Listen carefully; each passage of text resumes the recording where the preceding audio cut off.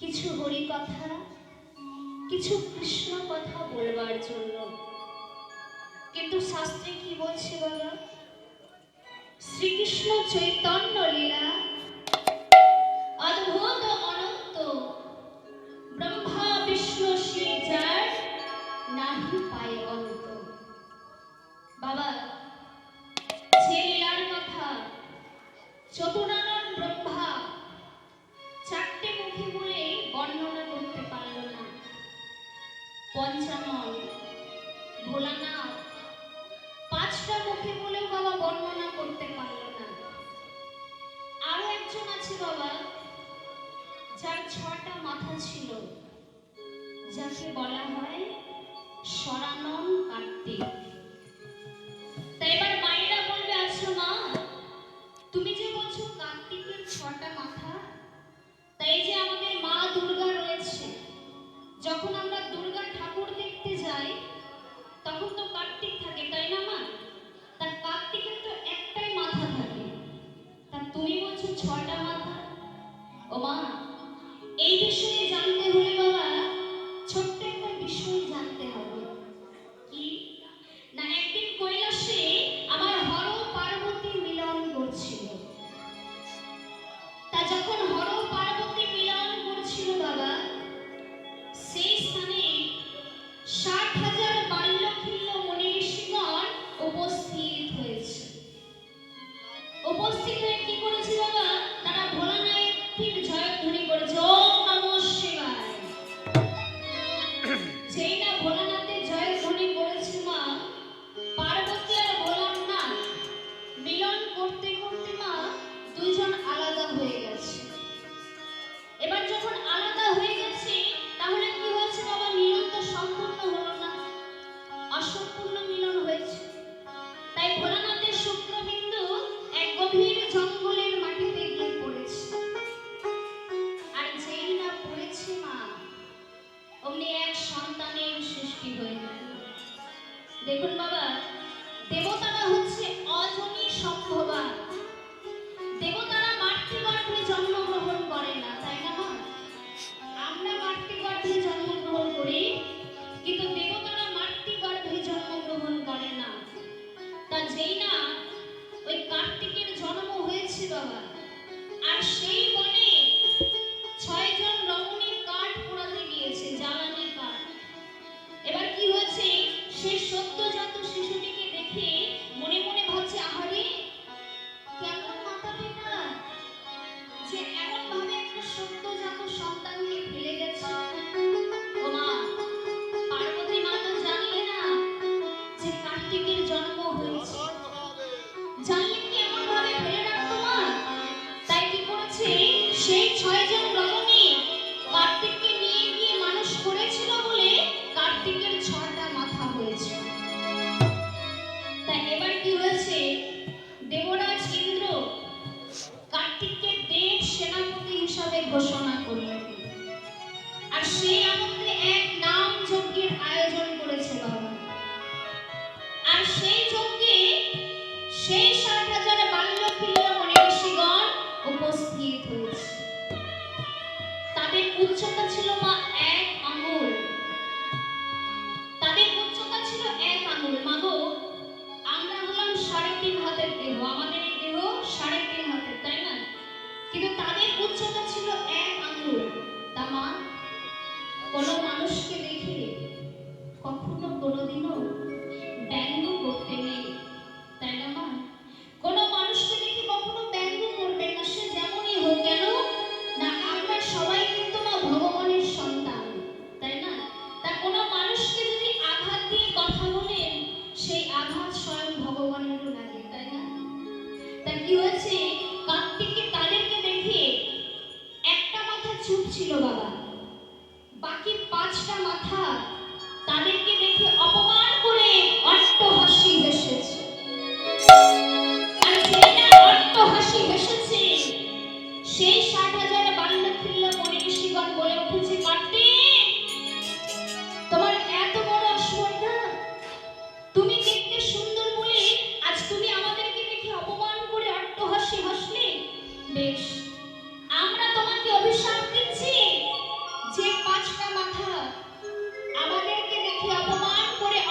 হাসি হেসেছে, সেই পাঁচটা মাথা ওই মর্তভূমির মাটিতে খসে পড়ে। বাবা যেই না এই কথা বলেছে, সঙ্গে সঙ্গে কার্তিকের পাঁচটা মাথা ওই মর্তভূমির মাটিতে খসে পড়েছে। একটা মাথা রয়ে গেছে মা, কারণ পাঁচটা মাথা এসেছিল তো, আর একটা মাথা চুপ ছিল, তাই একটা মাথা রয়ে গেছে। তাই কার্তিক বলছে, দেখো প্রভু, আমি হলাম ছোট, তা ছোটদের কাজ হলো অপরাধ করা, অন্যায় করা, আর আপনারা হলেন বড়, তা প্রভু এই অপরাধের কি ক্ষমা হয় না? এই অন্যায়ের কি ক্ষমা হয় না? কার্তিক, অভিশাপ এবং আশীর্বাদ যা একবার দেওয়া হলে আর তো ফিরিয়ে নেওয়া যায় না। তবে হ্যাঁ, তুমি যখন হরগৌরীর সন্তান, তখন তোমায় অভিশাপের সঙ্গে সঙ্গে আশীর্বাদও করলাম। যে পাঁচটা মাথা মর্তভূমির মাটিতে খসে পড়েছে, সেই পাঁচটা মাথা তোমার একদিন গোবিন্দ সেবায় লাগবে। অতএব তোমার সেই পাঁচটা মাথা থেকে সৃষ্টি হবে এই পৃথিবীতে পঞ্চপ্রদীপ। নিতাই গৌর হরি বল। মাগো, যে পঞ্চপ্রদীপ আমরা আরতি করার সময় ব্যবহার করি, তাই না মা? সেই পঞ্চপ্রদীপ সৃষ্টি হয়েছিল ওই কার্তিকের পাঁচটা মাথা থেকে। তা দেখুন মা, যে কার্তিক ছটা বদন দিয়ে আমার ভগবানের কথা বলে শেষ করতে পারল না, সেই ভগবানের কথা আমার মতোই অধমের পক্ষে কি সম্ভব বাবা? আমার মতোই অধমের পক্ষে কি বর্ণনা করা সম্ভব? তবে শাস্ত্রে বলছে, গুরু কৃপাহি কে বলম। আমি আমার গুরুদেবের কাছ থেকে যেটুকু অর্জন করেছি বাবা, সেটুকুই আপনাদের সামনে তুলে ধরার চেষ্টা করব। আর এর মধ্যে যদি কোনো ভুল ত্রুটি হয়ে থাকে, আপনারা সকলে আমাকে নিজ কন্যা বা বোন মনে করে ক্ষমা করুন।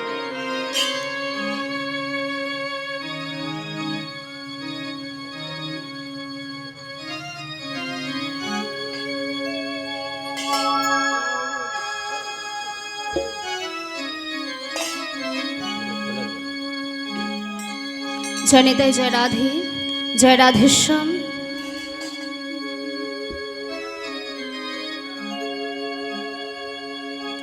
সরিয়া পুরা বলিলা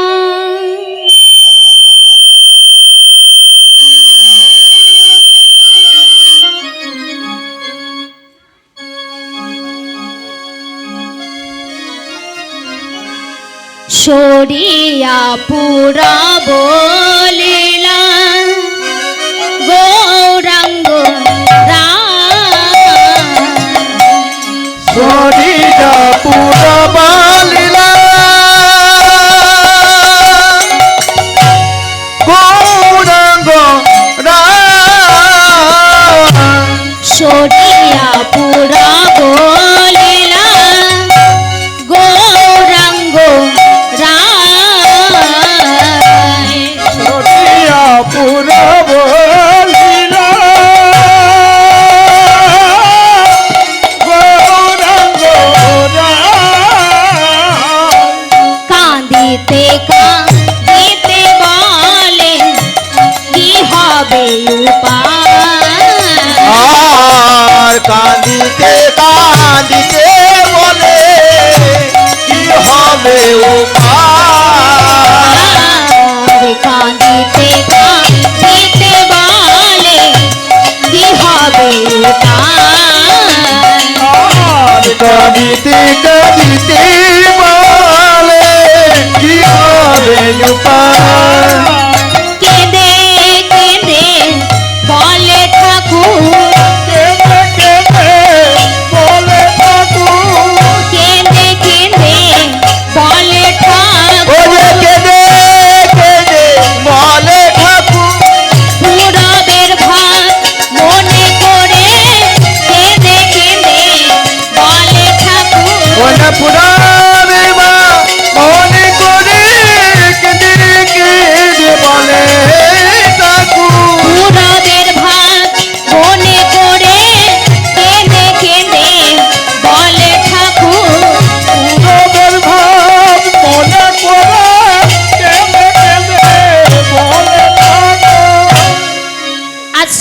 নবদ্বীপ মাঝে শ্রীমান মহাপ্রভু আমার বাবা পূরবের ভাব মনে করে কাঁদছে। কেমন ভাবে? আজ গৌরী দাসে ধরে বলে কি বলিব তোরে, গৌরী দাসে ধরে বলে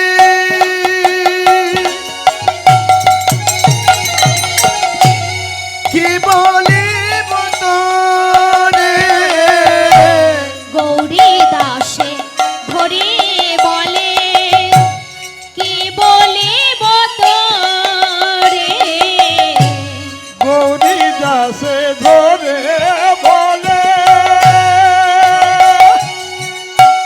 কি বলিব তোরে, কৃষ্ণ ভোজে ডুবে মরলাম কলঙ্ক সাগরে, আর কৃষ্ণ মজে ডুবে রইলাম কলঙ্ক মরে।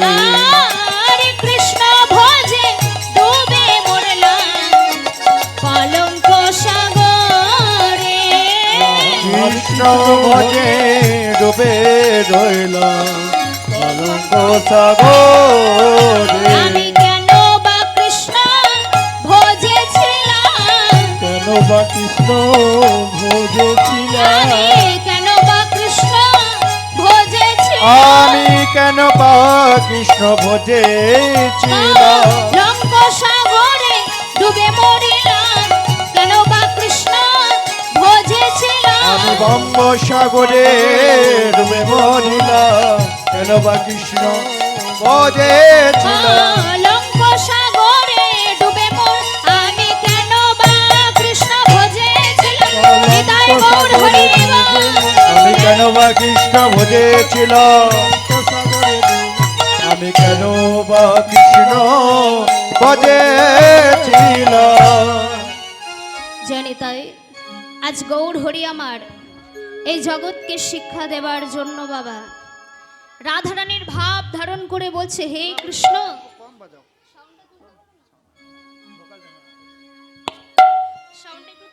মনিটর একটু বাড়িয়ে দাও। আজ গৌর সুন্দর আমার বাবা ওই রাধারানীর ভাবে বিভাবিত হয়ে বলছে, হে কৃষ্ণ, আমি তোমাকে ভজনা করি এমন কলঙ্ক সাগরে ডুবলাম। সত্যই বাবা, যে আমার প্রাণ গোবিন্দকে ভালোবাসে তাকে তো এমন কলঙ্ক সাগরে ডুবতে হয়। বাবা নবদ্বীপ মাঝে গৌর হরির বড় ভক্ত হচ্ছে শ্রীবাস।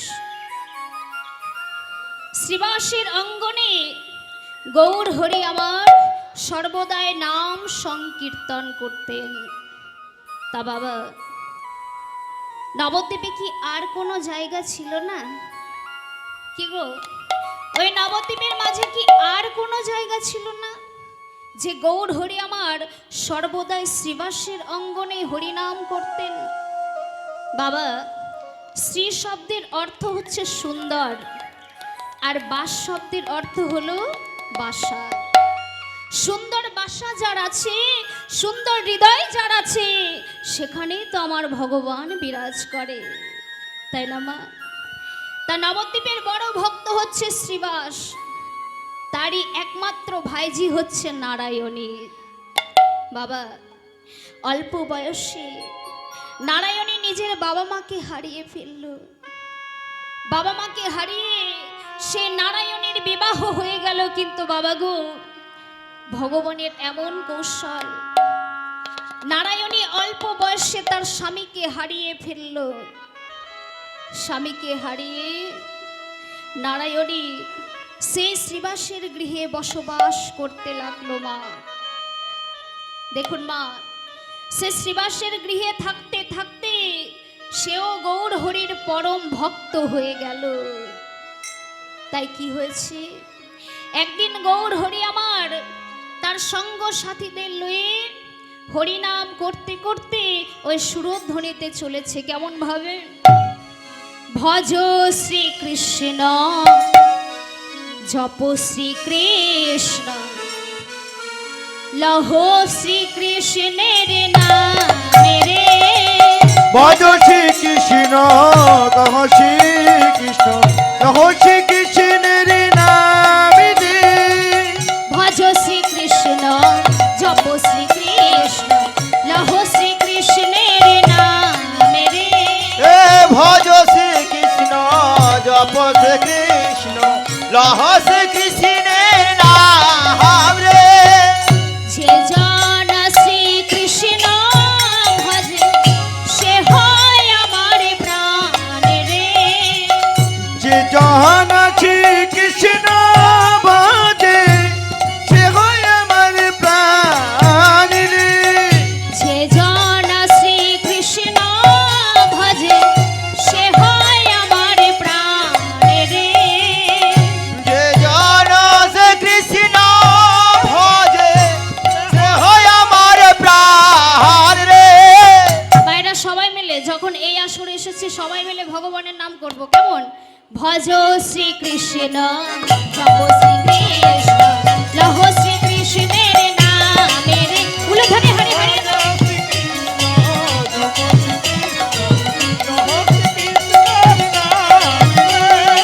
ভজ শ্রীকৃষ্ণ জপ শ্রীকৃষ্ণ কহ শ্রীকৃষ্ণের নাম রে এ ভজ শ্রীকৃষ্ণ জপ শ্রীকৃষ্ণ লহ শ্রীকৃষ্ণের নাম রে এইভাবে গৌর হরি আমার সঙ্গ সাথীদের লয়ে মা নাম গাইতে গাইতে চলে যাচ্ছে আর এদিকে কি হয়েছে যেতে যেতে সেই নারায়ণীর সঙ্গে দেখা হয়ে গেছে আর কি হয়েছে বাবা প্রভুর বদনে ছিল চর্পিত তাম্বুল মনে মনে চিন্তা করছে আহারে এই তাম্বুল নিয়ে কি আমি হরি কথা বলতে পারি এই তাম্বুল নিয়ে আমি কেমন ভাবে নাম করব তাই কি করেছে মা সেই তাম্বুল নারায়ণীকে ধরতে দিয়েছে নারায়ণীকে ধরতে দিয়ে প্রভু আমার সঙ্গ সাথীদের লয়ে চলেছে প্রভু আমার ভগবানের নাম করছে আর এদিকে প্রভুর ভক্তরা কি বলছে ভজ গৌরাঙ্গ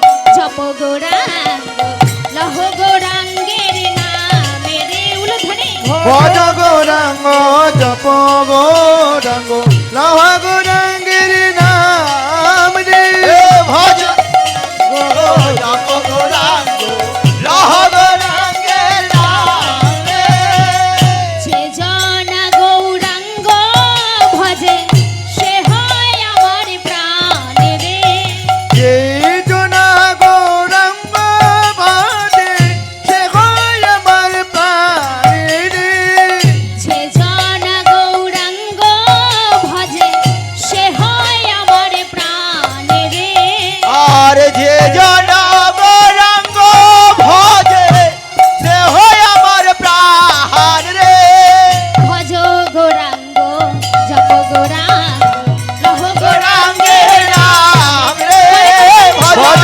গৌরাঙ্গ জপ গৌরাঙ্গ লহ গৌরাঙ্গের নাম রে এ ভজ গৌরাঙ্গ জপ গৌরাঙ্গ লহ গৌরাঙ্গের নাম রে এইভাবে প্রভু আমার ভক্তদেরকে সাথে লয়ে মা সুরধ্বনিতে চলেছে আর এদিকে কি হয়েছে মা নারায়ণের সেই তাম্বুল হাতে নিয়ে মনে মনে ভাবছে আহারে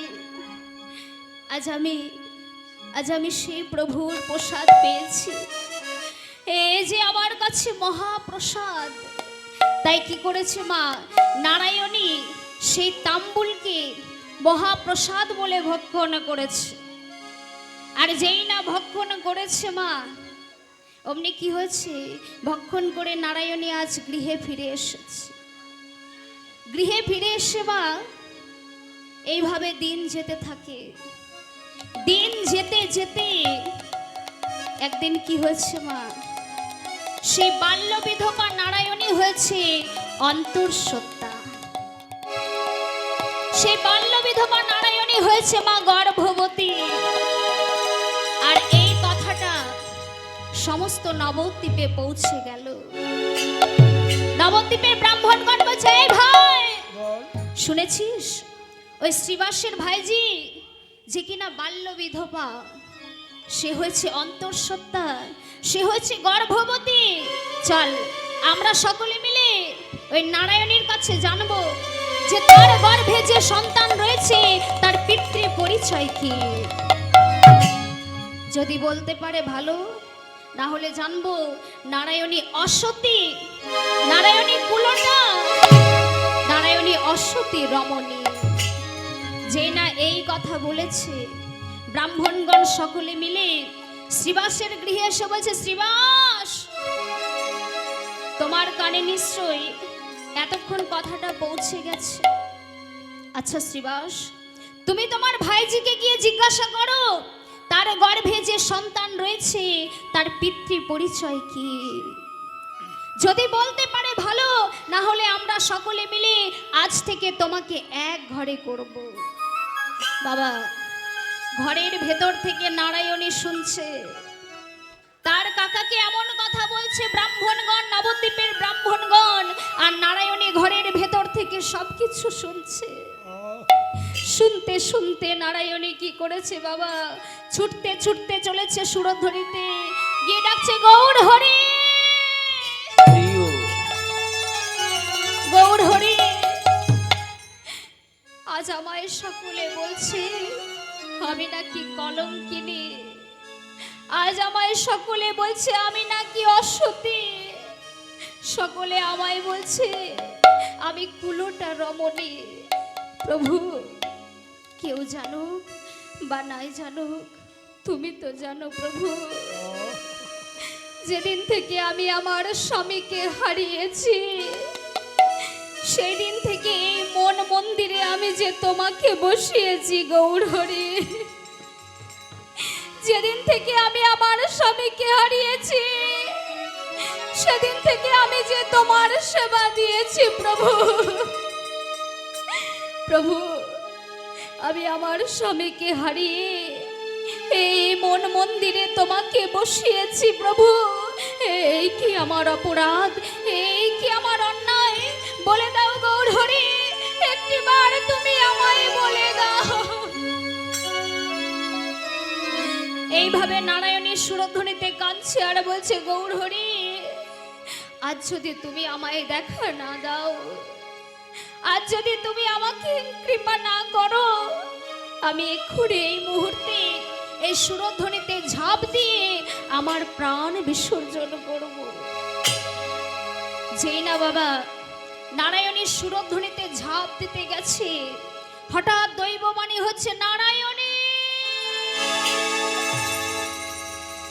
দাঁড়াও, নারায়ণী এখন তুমি আত্মহত্যা করো না, যাও তুমি ওই ব্রাহ্মণগণকে বলো তারা যেন তোমাকে আর তোমার গর্ভের সন্তানকে প্রশ্ন না করে, তোমাকে আর তোমার কাকাকে যাতে প্রশ্ন না করে, তারা যেন তোমার গর্ভের সন্তানকে প্রশ্ন করে। তারাই তাদের তোমার ওই গর্ভের সন্তানই তাদের সকল প্রশ্নের উত্তর দিয়ে দেবে। যে না এই কথা বলেছে, নারায়ণী ছুটতে ছুটতে ব্রাহ্মণগণের কাছে এসে বলছে, ব্রাহ্মণগণ দয়া করে আপনারা আমার কাকাকে বা আমাকে কোনো প্রশ্ন না করে আমার এই গর্ভের সন্তানকে প্রশ্ন করুন। আমার এই গর্ভের সন্তানই আপনাদের সকল প্রশ্নের উত্তর দিয়ে দেবে।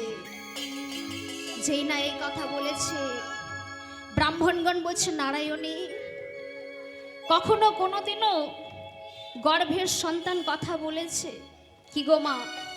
কোন রমণী যখন গর্ভবতী হয়, ওই গর্ভের ভেতর থেকে কি সন্তান সাড়া দেয় কি গো মা, কথা বলে? কখনো বলেছে? নারায়ণী বলছে, ব্রাহ্মণগণ যদি গৌর হরির কৃপা হয়, যদি আমি অসতী না হয়ে, যদি আমি কুলোটা না হই, যদি আমি কলঙ্কিনী না হই, তাহলে আমার গর্ভের সন্তানই আপনাদের সকল প্রশ্নের উত্তর দিয়ে দেবে। বেশ, ব্রাহ্মণগণ বলছে, গর্ভের সন্তানকে বলছে, আচ্ছা কে তুমি, কি নাম তোমার, কি তোমার পিতৃ পরিচয়? বাবা, ভগবানের কৌশলে যা কখনো হয়নি আজ তাই হয়ে গেল। গর্ভের ভেতর থেকে সন্তান বলে উঠছে, শ্রী চৈতন্য পিতা মোর, নিত্যানন্দ গুরু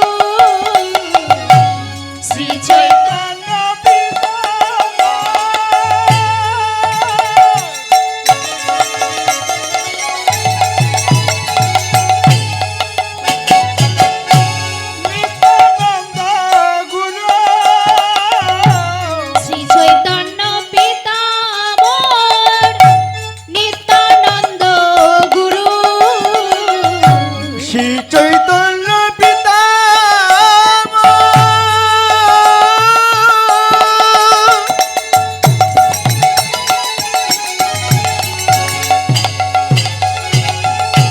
নিত্যানন্দ গুরু আর বৃন্দাবনে দাস ঠাকুর ভাগবত কল্প তরু আর দাস ঠাকুর গান্ছা কল্প তরু আর বৃন্দাবনে দাস ঠাকুর ভাগবত কল্প তরু বৃন্দাবনে দাস ঠাকুর গান্ছা কল্প তরু এই তো আমার পরিচয় হে এই তো আমার পরিচয় হে এই তো আমার পরিচয় হে এই তো আমার পরিচয় হে শোনো হে ও হে ব্রাহ্মণগণ এই তো আমার পরিচয় হে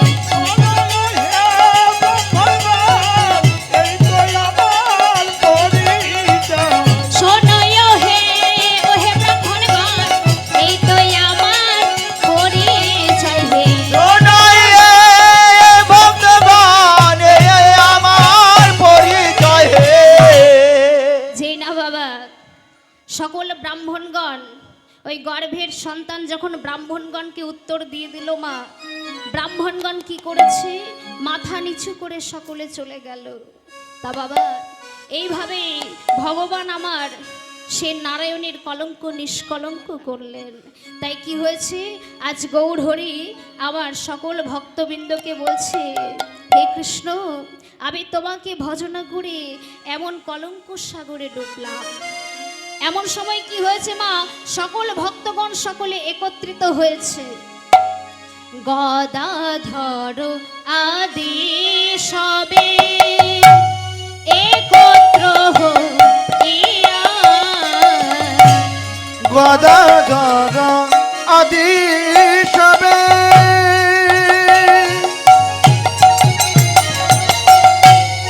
একত্রিত হইয়া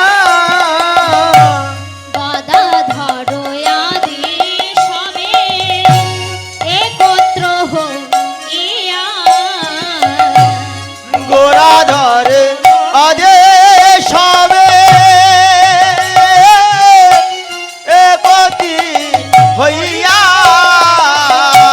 ঘোছাবো রঙ্গয়াজি স্থির করহিয়া আর ঘুচাব কলঙ্ক রাজি স্থির করহিয়া আর ঘোছাবো রঙ্গয়াজি স্থির করহিয়া আর ঘুচাব কলঙ্ক রাজি স্থির করহিয়া কোনো চিন্তা করো না হে কোনো চিন্তা করো